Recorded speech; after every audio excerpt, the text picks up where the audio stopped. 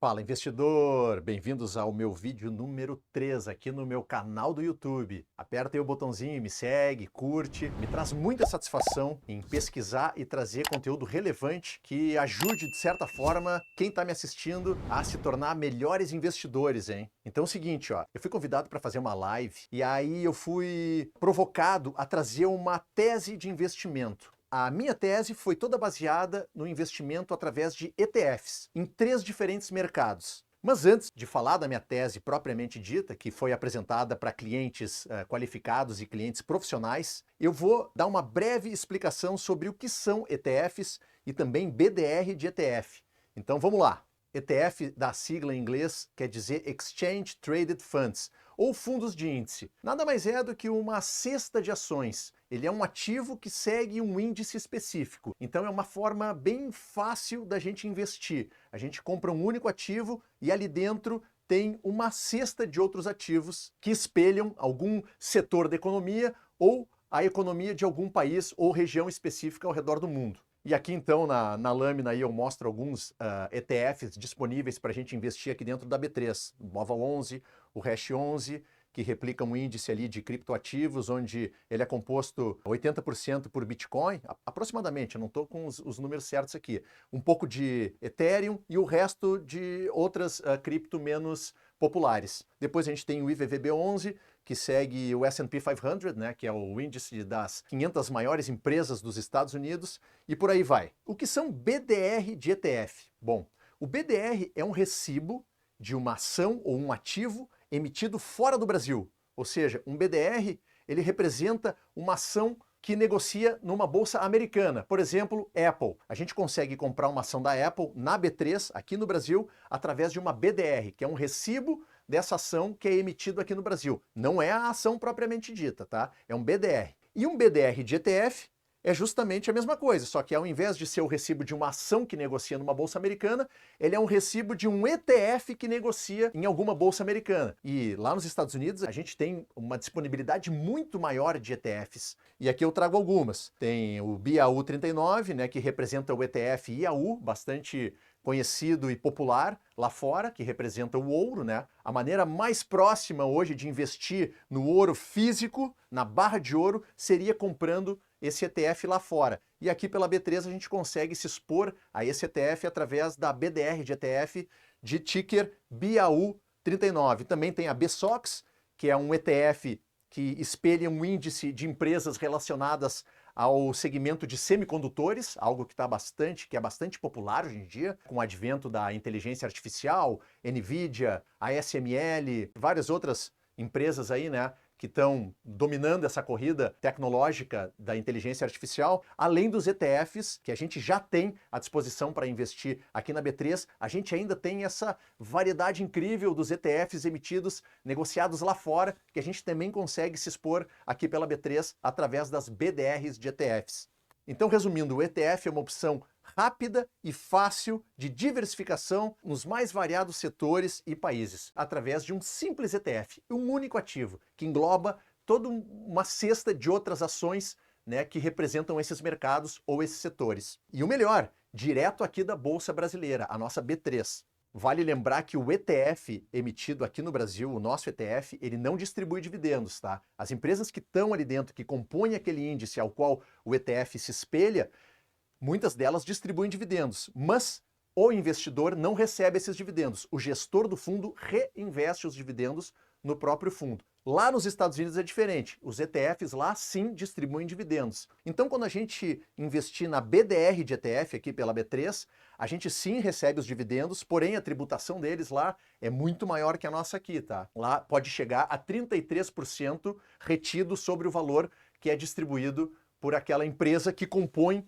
o ETF. E aqui vale uma máxima, por que é muito recomendável, principalmente para um investidor mais iniciante, aquele investidor que não tem todo o tempo à disposição para pesquisar, estudar empresas, ficar na frente da tela do computador para identificar graficamente o melhor momento de comprar aquele ativo. Quando ele investe numa ETF, ali dentro já estão os ativos que têm exposição àquele setor que o investidor está interessado em se expor, seja tecnologia, carros elétricos. Existe uma enormidade de ETFs de setores que o investidor pode se expor, inclusive de cannabis, recreacional ou medicinal. Existem ETFs hoje de empresas do mercado de cannabis. Então, se é algo que faz sentido para ti, se tu acha que é algo que tem futuro, que vai se desenvolver nos próximos anos, que a regulamentação dos governos tende a ser favorável para esse segmento, por que o ETF é uma maneira simples, então, para o investidor hoje se expor? Porque ele já engloba uma cesta de ativos referentes a um determinado país, uma determinada economia ou um determinado setor. E eles performam, em 90% das vezes, melhor do que os fundos multimercado, que são esses fundos que a gente está acostumado aí a encontrar nessas plataformas de investimento, que tem toda uma gestora por trás, que tem aquele gestor bambambam, que é super aclamado pelo mercado. Só que muitas vezes esses fundos, ou em 90% dos casos, não entregam a rentabilidade que um simples ETF entrega. Por isso que é uma maneira fácil, rápida, barata de se expor a um segmento, a uma tese de investimento. E aqui eu citei ali no slide o exemplo do IVVB11, que é um ETF brasileiro que se expõe ao índice S&P 500, que é o índice das 500 maiores empresas lá nos Estados Unidos. Por sinal, é o ETF mais negociado, com a maior quantidade de cotistas hoje na B3, é o IVVB11. Então, a grande característica do ETF hoje, por ele não ser gerido de forma ativa por um gestor, ele é um fundo que acompanha um índice, ele tem uma gestão passiva, então ele não sofre interferência humana. Essa é a maior característica de um ETF hoje. Ele simplesmente segue um índice. Tem índices que englobam 40 empresas, tem índices que englobam 700 empresas ou mais até. Quando existe uma mudança na composição daquele índice, o ETF simplesmente se adequa àquela mudança que aconteceu dentro do índice. Por exemplo, o BOVA11, que é um ETF hoje que replica o Ibovespa, o índice Bovespa. O índice Bovespa é composto aproximadamente por 80 empresas aí, das quais a empresa com maior peso hoje no Ibovespa é a Vale, que representa 12% do índice Bovespa. Se o cotista, o investidor, comprar o BOVA11, 12% do dinheiro dele está sendo alocado em Vale. Ele querendo ou não, faça chuva ou faça sol, 12% do dinheiro que ele colocou naquele ETF está sendo investido em Vale. Então aqui eu peguei uma frase que eu gosto de um influenciador financeiro que eu sigo e gosto muito, que ele diz que às vezes os investimentos só precisam ser simplificados. Então, se o cara quer se expor às small caps, compra Small 11, que é o ETF que acompanha, né, o desempenho das small caps. Quer exposição a empresas que pagam dividendos? Compra o ETF Divo 11. Quer exposição às big techs? Compra o ETF Tech 11. Um simples ETF é tudo que você precisa. E agora então vamos chegar no momento que eu apresentei, né, nessa live junto aos investidores a minha tese sobre como se expor então em 3 mercados hoje que estão bastante em alta: o mercado chinês, o mercado europeu e o mercado indiano. Como hoje a gente investe nesses mercados? Bom, a gente pode comprar empresas que negociam nas bolsas desses países através das BDRs, que são emitidas e negociadas aqui na B3, porém a gente tem que fazer todo aquele trabalho de pesquisa, de estudar os cases, de saber o momento certo de entrar, fazer um valuation para ver se o ativo não está caro e tudo mais. Então a maneira mais fácil de se expor a esses mercados é através de ETFs, que representam esses mercados. A gente sabe, a Índia hoje já se tornou o maior país do mundo em população. É um mercado que a gente tem que estar de olho, né? Um mercado que possivelmente num futuro possa vir a desbancar a China.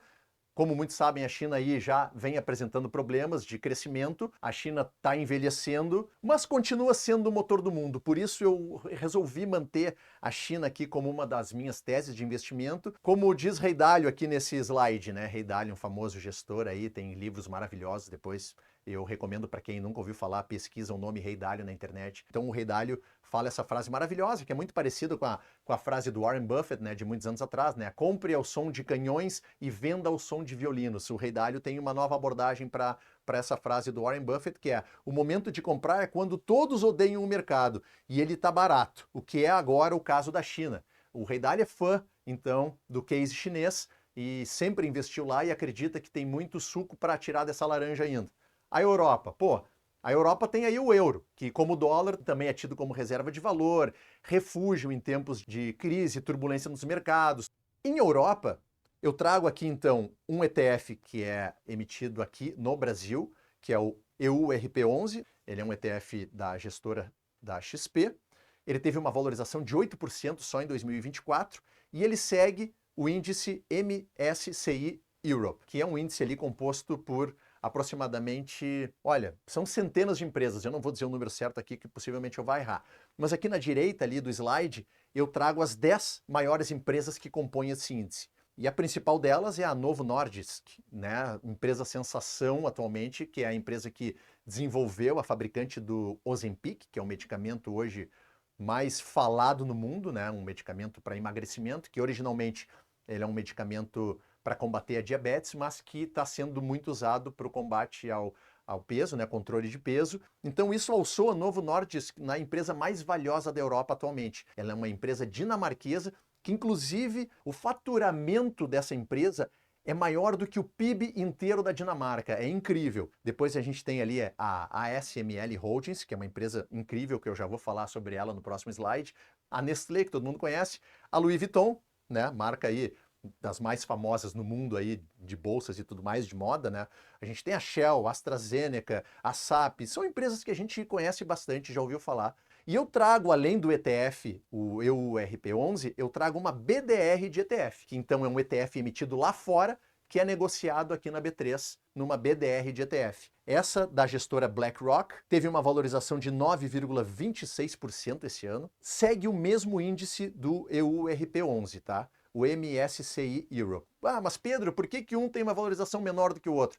A BDR de ETF, ela se expõe à moeda também. Então, se a moeda valorizou frente ao real, a gente captura essa valorização, né, da moeda dentro do ETF. Aí falando especificamente daquela segunda empresa da lista ali, a ASML Holdings, que é, acredito, uma empresa que poucos de vocês já ouviram falar, mas ela é uma empresa chave hoje na corrida pela inteligência artificial. Por quê? Hoje a gente sabe que a NVIDIA, que é a empresa que fabrica então as GPUs, né, essas placas que realmente dão vida às inteligências artificiais, tudo acontece dentro das placas que são fabricadas pela NVIDIA, porém, os semicondutores são fabricados pela TSMC, que é a Taiwan Semiconductor Company, né, que é a empresa lá de Taiwan. Aliás, Taiwan hoje lidera a fabricação de microchips no mundo, né? 90% é fabricado praticamente lá em Taiwan. Porém, para esse semicondutor existir e a NVIDIA poder fabricar as placas dela, a Taiwan Semiconductor Company, ela precisa de uma máquina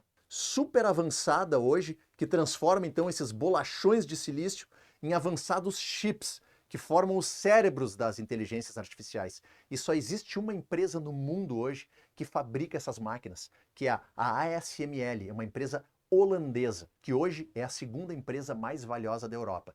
E sem ela, nada dessa corrida, nada desses avanços em inteligência artificial estariam acontecendo sem a ASML Holdings. Saindo então da Europa, entrando em China agora. Eu trago então o ETF China 11, que é um ETF relativamente popular, né? Um ETF também da XP, da gestora XP, um ETF nacional negociado na B3, que teve uma valorização de 4% ao longo de 2024 e que segue o índice MSCI China. E também trago uma BDR de ETF, que é um ETF emitido fora do Brasil, da BlackRock, uma das duas maiores gestoras do mundo, tem a BlackRock e a Vanguard, né, são duas gestoras incríveis que têm trilhões de dólares sob suas gestões. Como no caso anterior, aqui a gente vê o mesmo fenômeno. O ETF capturando aí uma valorização de 4% no ano, enquanto que o BDR de ETF capturando aí uma valorização ligeiramente maior, justamente porque esse captura a variação cambial, tá? Os dois seguindo o mesmo índice. É um ETF que também engloba ali no seu índice centenas de empresas. Eu acredito que esse aproximadamente 700 empresas compõem o índice MSCI China. Só que aqui na direita do slide eu mostro as 10 empresas mais importantes, então, que compõem, que têm maior peso dentro desse índice MSCI China. Então a gente tem no topo da lista a Tencent, dentre as empresas que englobam a Tencent Holdings, a gente tem a Epic Games, que faz o jogo Fortnite, muito popular aí entre jovens e adolescentes. A gente tem a Alibaba, que todo mundo conhece, a Pinduoduo, né, uma gigante de comércio eletrônico. Tem várias empresas muito relevantes, né, que compõem esse índice. de aproximadamente 700 empresas. E por último eu trago Índia, que é algo que começa a se falar, que começa a atrair a nossa curiosidade, pelo crescimento muito grande que vem tendo nos últimos anos, inclusive passando a China em tamanho de população. E hoje a gente consegue, sim, aqui dentro da B3, investir na Índia através de uma BDR de ETF, que leva o nome de BNDA 39. Também da gestora BlackRock, teve uma valorização aí de 11,95% no ano. Então, essa BDR de ETF de Índia é a que mais valorização teve no ano, ou seja, temos que ficar de olho que é um mercado muito promissor. Ele segue o índice MSCI Índia. Aqui na direita eu trago, então, as 10 maiores empresas que compõem esse índice MSCI Índia. E ali embaixo também eu trago um gráfico ali mostrando a evolução, né, de valorização do índice em comparação com o índice dos mercados emergentes, ali em amarelo. E dentro dos mercados emergentes, obviamente, a gente também tem Brasil. A Índia descorrelacionou totalmente do índice de mercados emergentes, enquanto aí o índice de mercados emergentes está caindo em 2024 e vem caindo, o índice MSCI Índia é o que melhor vem performando aí em 2024. Então, ó, abra o olho, Índia é a bola da vez, hein? Então tá aí, com isso então eu encerro o meu conteúdo de hoje, que foi uma tese que eu apresentei numa reunião fechada para investidores sobre como se expor a essas três grandes economias, a economia europeia, economia chinesa e economia indiana, através de um investimento simples e que ao mesmo tempo nos traz muita diversificação, que é através de ETFs e BDR de ETFs. Lembrando, hein? Nada disso é recomendação de compra, hein? Conversa com teu assessor de investimentos sempre antes de tomar qualquer decisão de investimento. E dá um like e me segue para não perder nenhum conteúdo. Feitoria, valeu, fui!